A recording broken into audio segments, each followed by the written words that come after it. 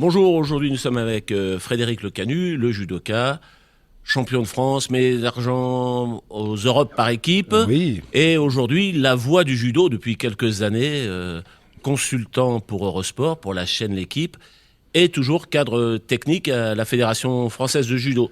Je me suis pas trompé? Non, c'est ça, c'est tout à fait ça. Et la fédération, je m'occupe notamment d'emmener les athlètes pour faire vivre la magie avec les enfants malades, handicapés, et puis les judokas bien sûr. Voilà, donc ouais, quelques activités. Quelques activités. Alors, comment et pourquoi on devient la voix du judo lorsqu'on a été un combattant sur les tatamis? Alors comment devient la voix du judo? Avec beaucoup de travail, un peu de chance, quelques rencontres et puis quelques messages à faire passer. Moi, si tu veux, j'ai toujours aimé les histoires. Donc ça, c'est le grand privilège des gens qui ont beaucoup perdu très vite comme moi. C'est quand tu perds à 8h15, tu vois, au tréfonds de la Russie, tu as toute la journée pour écouter les anciens expliquer. Donc j'ai toujours aimé les histoires. Et donc j'ai toujours été curieux de comprendre le passé, les judokas, d'où ça venait, pourquoi ça va, quels principes, etc., etc. Donc quand tu écoutes et que tu as un peu ce privilège d'avoir un peu de talent pour la raconter, l'histoire, voilà, je me suis très vite retrouvé un peu l'amuseur, le partageur, etc. Et donc grâce à des rencontres et puis grâce à cette volonté de partager, je me suis retrouvé dans les médias et puis voilà, ça s'est fait comme ça, tout doucement. Alors, être la voix du judo, c'est aussi parler du judo, donc c'est parler des gens avec qui on a combattu, parler avec sa fédération, parler au grand public. Comment on parle de judo ? En fait, le judo, il est multifactoriel, il est mosaïque, il est exceptionnel. Le judo, c'est plus qu'un sport, ce qui nous donne l'opportunité de le tourner comme un Rubik's Cube et de montrer chaque facette qui concerne chaque personne. Moi, l'immense privilège que j'ai, c'est d'être avec une discipline, le judo, qui peut intéresser une personne qui, par exemple, est dans difficulté et savoir chuter, savoir se relever, c'est des symboles très importants qui peuvent lui parler. Le judo sportif de très haut niveau avec des ambassadeurs comme Clarisse, comme Teddy, c'est des choses exceptionnelles avec des gens qui sont porte-drapeau. Donc là, on est dans d'autres dimensions. Il y a du judo sociétal, il y a du judo de performance, il y a du judo, en fait, à la base, qui est universel. Et c'est ça notre grande chance, un tout petit, un tout grand, un tout gros, qui soit originaire de la campagne, de la ville. Voilà, le judo est universel. Donc du coup, moi, ce que j'essaye de faire, c'est de tourner mes arguments, de tourner l'histoire du judo, de tourner cette incroyable aventure auprès de personnes qui ont une question qui leur correspond, et moi j'essaye de les intéresser, j'essaye de partager, que ce soit d'un point de vue culturel, les grades, l'univers japonisant. Il y a 1 milliard de manières de parler de judo, il y a 1 milliard d'individus qui s'y intéressent, donc moi je suis au cœur de tout ça et je m'éclate. Alors quand on s'inscrit petit, parce qu'il y a beaucoup d'enfants qui débutent dans les cours de judo, on n'a pas toute cette vision du judo. Ça veut dire que c'est aussi dans les clubs, les professeurs, non pas d'expliquer ça, mais d'initier, de donner le goût à tout ça, parce que tout le monde ne sera pas un champion. Hein. Non, alors justement, c'est là le grand intérêt, notamment de Paris 2024, c'est d'expliquer dans la vie, il y a la médaille, pour être premier, et puis il y a quand même le revers de la médaille, et le revers de la médaille, c'est le travail sur soi. Et à un moment donné, l'objectif dans la vie, c'est d'être unique, et d'être soi-même. Le judo, faut pas oublier que la majorité des parents envoient les enfants au judo, non pas pour être champion, mais par rapport au code moral, par rapport aux valeurs, par rapport au respect qu'incarne cette discipline. Et la société, aujourd'hui, elle en a énormément besoin. Donc en fait, le rôle des enseignants aujourd'hui, c'est paradoxal, c'est de, bien évidemment, proposer du judo pour devenir des champions. Mais le but de base, c'est une éducation. Le judo, c'est une manière de s'améliorer tous les jours. Et c'est ça qui est extrêmement important, et c'est ça la grande responsabilité de notre discipline, c'est d'avoir un code moral, d'avoir des valeurs, d'avoir un cadre dans lequel on peut exprimer des choses pour devenir des citoyens. Et c'est extrêmement important, je dirais même que c'est ultra complémentaire. Il y a le côté médaille qui brille avec les champions, avec le côté sportif, et puis nous, de l'autre côté, le revers, faut le policher un petit peu tous les jours. C'est le travail sur soi, en fait. C'est ça le secret. Les valeurs, tout le monde en parle dans le sport. Il y a les valeurs du rugby, les valeurs du handball, les valeurs de l'athlétisme, les valeurs de la voile, les valeurs du judo, elles ont quoi de différent, ou alors tout le monde partage les mêmes valeurs? Alors le grand privilège des valeurs du judo par rapport au monde de l'Ovalie qui est extrêmement concret, c'est-à-dire que moi je suis pas là pour dire que c'est meilleur. La seule différence, c'est déjà celui qui a créé le judo, on le connaît. Il s'appelle Jigoro Kano, il a créé le judo en 1882. Donc déjà, il n'y a pas beaucoup de disciplines où le gars qui l'a fait, on le connaît et on a compris ce qu'il voulait faire. Voilà, c'est-à-dire que le gars, il a écrit ce qu'il voulait faire. Bon, le projet est assez clair, en fait. Hein. Bon, celui qui a inventé le rugby ou le foot, il peut plus témoigner aujourd'hui. Bon, voilà.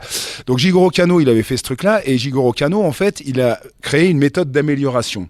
C'est-à-dire qu'au départ, le judo, c'est pas une discipline pour être champion. Au départ, c'est une méthode avec des combats, avec des katas, donc des démonstrations techniques, avec un protocole, etc., un mondo pour partager des connaissances. Donc ce protocole-là, au départ, il est pas fait pour être premier, il est fait pour être unique, avec les grades, avec tout ça, pour s'améliorer. C'est une méthode, en fait, au départ. Une fois que tu as compris ça, cette méthode, elle est corrélée sur quoi ? Eh ben, sur des valeurs qui sont celles du Bushido. Le Bushido, c'est quoi ? C'est ce qui, permettait aux samouraïs, d'être des samouraïs. Alors, c'est super intéressant. Et Étienne, je vous vois inquiet dans vos yeux parce que il va me faire des heures. Non, juste en quelques instants. Le Bushido, c'était le code de valeur des samouraïs. Il était merveilleux parce qu'il y avait l'honneur, la sincérité, il y avait la bienveillance. Voilà, il y avait des mots-clés comme ça qui sont extrêmement importants et qui sont immortels. Et qui peuvent faire encore écho aujourd'hui. Ils peuvent être dangereux parce que ce code de Bushido, il a amené certains kamikazes à faire n'importe quoi.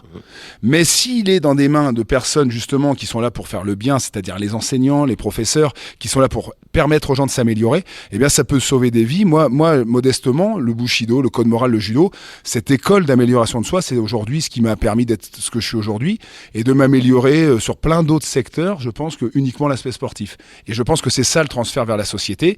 C'est que les athlètes de très haut niveau, les champions, sont des symboles, sont des vecteurs de ces valeurs pour monsieur et madame tout le monde, pour une remise en question sur une perte de poids, sur une lutte contre l'alcool, sur le courage le soir de penser à demain. Voilà. Et ces petits transferts-là, moi, c'est ça la voie du judo. Modestement, c'est ma voie pour mettre les gens sur la voie. C'est ça l'objectif, en fait. Lorsqu'on arrête sa carrière, on garde ce code moral dans la tête. Vous le dites, ça vous a accompagné aussi dans les choix de vie, dans grandir dans une autre vie que celle de sportif. C'est quelque chose qu'on arrive à conserver parce qu'on sait que le judo est une grande famille, comme beaucoup de sports. Mais le fait de ne pas s'en éloigner, c'est au quotidien qu'on pense à ça ? En fait, on est construit autour de ces valeurs et c'est pas évident au départ de comprendre. Et parfois, on est un peu hermétique parce que c'est parfois difficile de comprendre les symboles. Moi, je reviens juste sur une anecdote. Il y a 20 ans maintenant, il y a une sélection qui tombe. C'était en 2004 et c'est Athènes.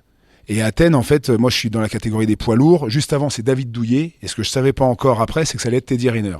Donc, autant te dire qu'il fallait pas louper Athènes. Ouais. Bon, la sélection tombe et c'est Mathieu Bataille qui part.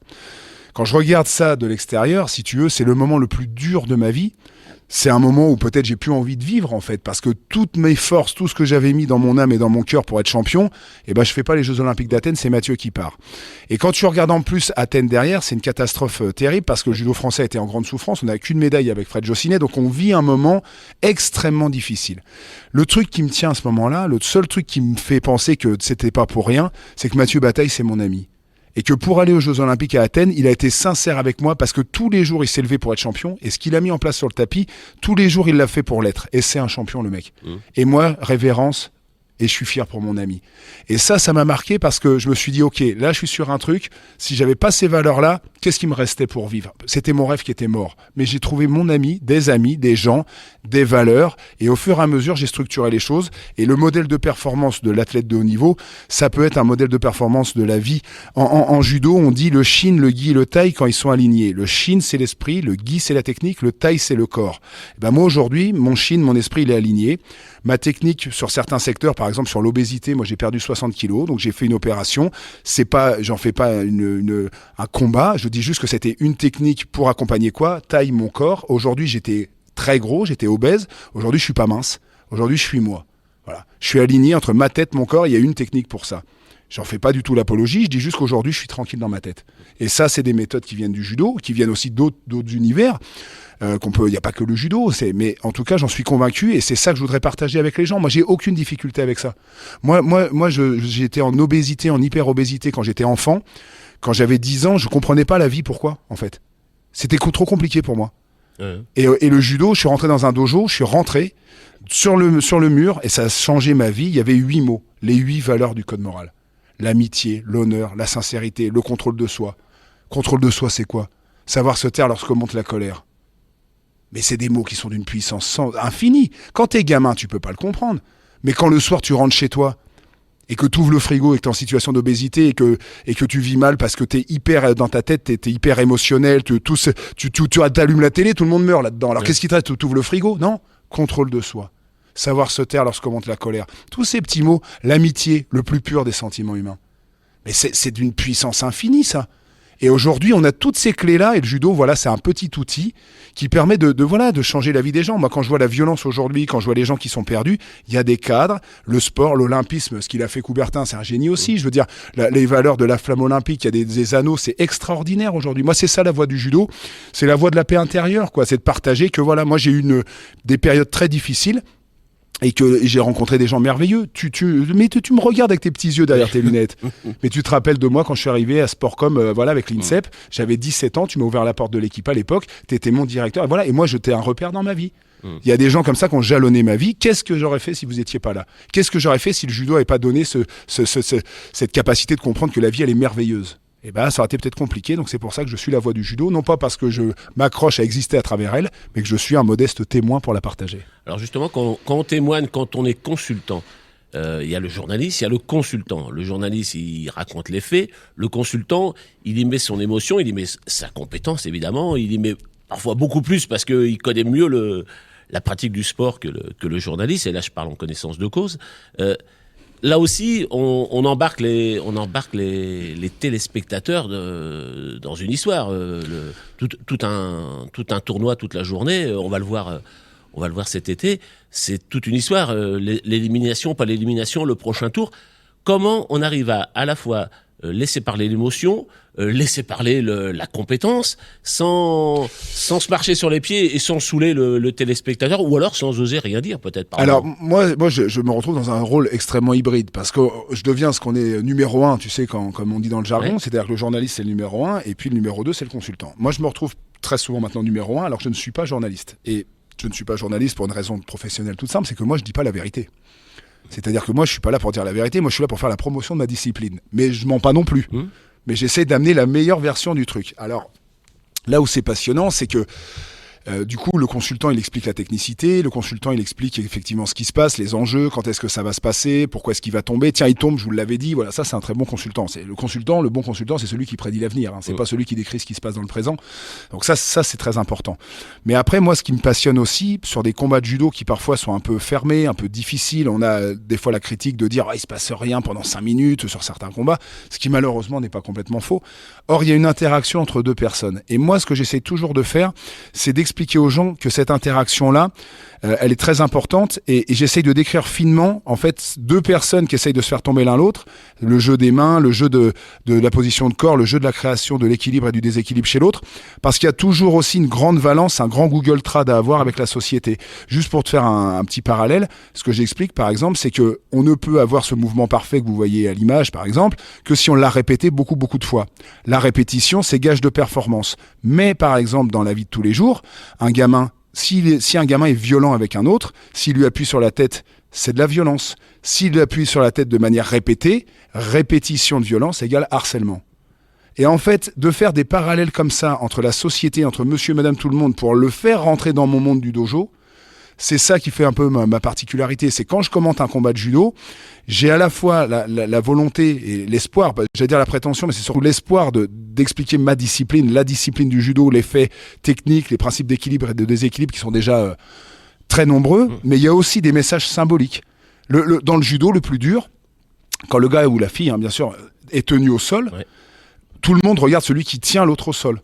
Tu le tiens 20 secondes, t'as gagné, c'est ippon. Ok. Mais l'effort le plus dur, c'est celui qui est en dessous. Celui qui est en dessous. Quand on lui écrase la couenne et qu'il est en dessous.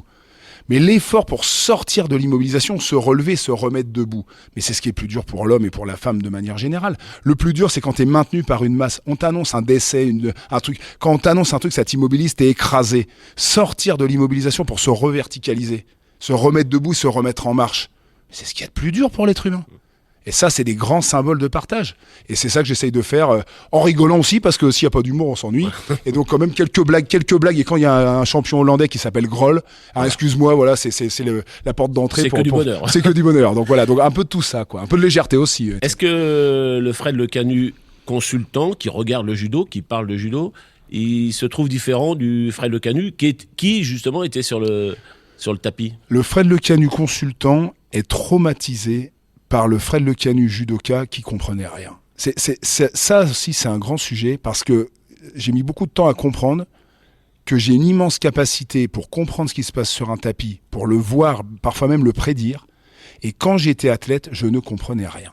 C'est-à-dire qu'un gaucher, un droitier, un petit, un grand, moi ce que je voulais c'était vivre, exister et devenir champion et moi je cherchais de l'amour en fait. Donc moi j'étais là, je disais je vais l'attraper, je vais le jeter par terre, je vais le mettre hippon et voilà. Et c'est sur la fin de ma carrière que j'ai commencé à comprendre des choses que certains, et notamment Teddy Riner que j'ai vu arriver, avaient compris dès le départ sur la partie tactique, dimension d'individualisation de système d'attaque par rapport à l'autre. Et tout. Moi j'avais rien compris. J'étais un nez de bœuf, je comprenais rien du tout. Moi, je partais à l'assaut comme un dingue. Et en fait, ça m'a fait prendre conscience que, vous savez, les Grecs disent que la vie, c'est une question c'est un jeu de rôle, quoi. C'est une pièce de théâtre. Et c'est vrai qu'en fonction de ton costume, c'est pas la même prestation. Je pense que je suis un bon consultant. J'étais un bon compétiteur, mais j'ai jamais été champion parce que ce que j'étais capable de faire, de raconter une histoire, et ben moi, quand j'étais athlète, j'étais pas capable. C'est trop dur, trop lourd d'émotions, trop compliqué pour moi. Et ça me fait penser que, voilà, moi, pourquoi vous me dites je suis la voix du judo ? Certains sont faits pour écrire l'histoire, certains sont faits pour la raconter. Moi, j'ai pas été capable de l'écrire parce que c'était trop dur pour moi d'incarner ce personnage-là, parce que je comprenais pas les enjeux. Mais je me suis mis sur un pas de côté, je suis devenu moi-même. Moi, j'ai jamais fait les jeux, je ferai jamais les jeux. Moi, la médaille, je l'aurai jamais. Par contre, les revers de médaille, j'en ai eu tout le temps. Alors, je serai jamais premier, mais aujourd'hui, je suis unique. Et ça, je suis très heureux de ça aujourd'hui. On dit qu'on se construit dans l'échec aussi. On a besoin de perdre pour avoir des victoires.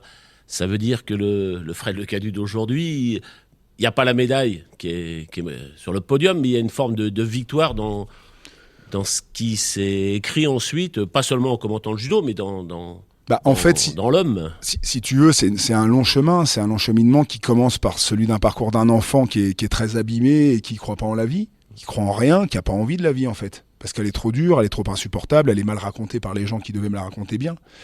Et donc du coup, j'arrive avec le judo, avec des histoires, un code moral. J'arrive à l'INSEP avec des repères, avec David Douillet qui est une icône à ce moment-là pour moi, qui est encore incroyable, qui avance, qui veut devenir champion, qui le devient pas. Et puis je me retrouve à Londres. Aux Jeux Olympiques de Londres, après des multiples aventures à commenter, à être consultant avec deux autres. On me dit, il y aura deux autres consultants, d'accord, c'est qui ? Jackson Richardson et Marie-Josée Pérec. Et Jackson, on prend l'antenne et en rigolant, il me regarde et il me dit, mais il fait quoi lui ? Moi j'ai compris, Marie-Jo, ok, moi oui, mais lui il fait quoi lui en rigolant ? Et il rigolait, c'était pas méchant, c'est devenu un ami. Et je lui dis, tu vois Jackson, moi j'ai un grand privilège. Toi t'as un point de vue parce que t'as fait porte-drapeau, moi j'ai perdu dans tous les pays du monde. Et du coup, ça nous a liés d'amitié parce que j'ai continué mon chemin.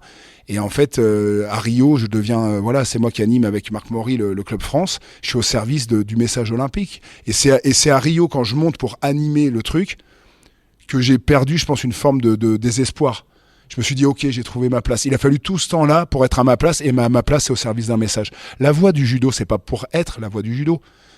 L'olympisme, c'est pas pour être, c'est pour partager, pour donner, pour valoriser les gens, pour dire aux gens qui sont en difficulté, comme moi je l'étais quand j'étais gamin, regarde-le lui, regarde tout ce qu'il a fait, tu peux y arriver aussi. Quand le judoka, quand Cyril Marais, il bat Karpalek en finale du Grand Slam de Paris à la dernière seconde alors qu'il est mené, c'est pas possible. Quand l'équipe de France bat les Japonais chez eux au Japon, là où Gesink avait déjà battu le Japonais, c'était déjà pas possible. Et ben ils l'ont fait. Alors toi, t'es peut-être malade, t'es peut-être en difficulté, peut-être que ça va pas, mais tu peux toi le faire. Et c'est aujourd'hui mon plus grand bonheur, c'est que j'ai trouvé ma place parce que les histoires aujourd'hui, je les maîtrise sur des principes, je les partage, je les vis, je suis heureux, j'ai lutté contre des choses, contre d'autres adversaires que la vie te met des adversaires comme l'addiction, comme la dépression, comme le désespoir d'une situation qui quand tu regardes les chaînes de télé d'actu, t'as l'impression qu'on va jamais s'en sortir. Et malgré tout ça, moi aujourd'hui, je me suis articulé pour être non pas un super-héros, non pas un champion, je suis juste moi. Je suis juste heureux d'être là, fier de mon parcours, heureux d'accompagner des gens hors du commun qui sont aussi des gens parfois fragiles, oui. Pour des gens communs qui sont extraordinaires mais ils le savent pas encore. Voilà, je suis au cœur de tout ça, j'ai trouvé ma place et je suis super heureux aujourd'hui d'avoir réussi plein de challenges, notamment une perte de poids de 60 kilos, notamment aujourd'hui, je suis quelqu'un qui fait attention sur plein de choses parce que comme j'aime la vie, j'aime des fois trop la vie, donc il faut faire attention. Et faire attention pourquoi ? Parce que j'aime la vie. Je l'ai pas toujours aimé. J'ai eu l'impression qu'on m'a pas toujours aimé.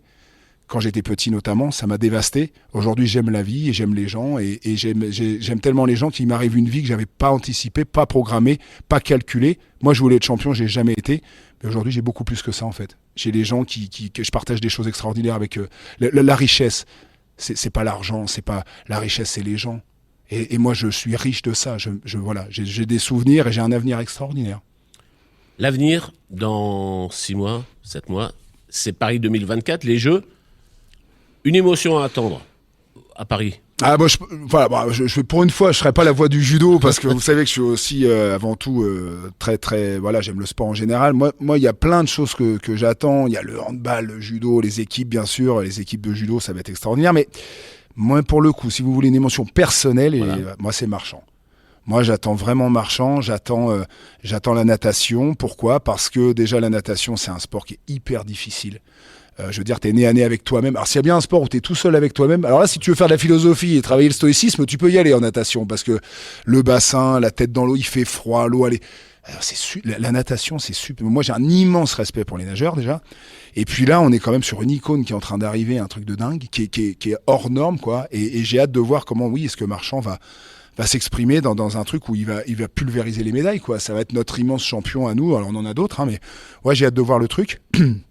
J'ai vraiment hâte de le voir s'exprimer à 2024 parce que je pense qu'on va être sur la mise en place d'une légende. Voilà. Donc le marchand de rêve est en route. Voilà. On n'a plus longtemps à attendre. Merci beaucoup, Fred. C'est moi. Et à bientôt. À très bientôt. Au revoir. On se retrouvera très vite, voilà. Forcément.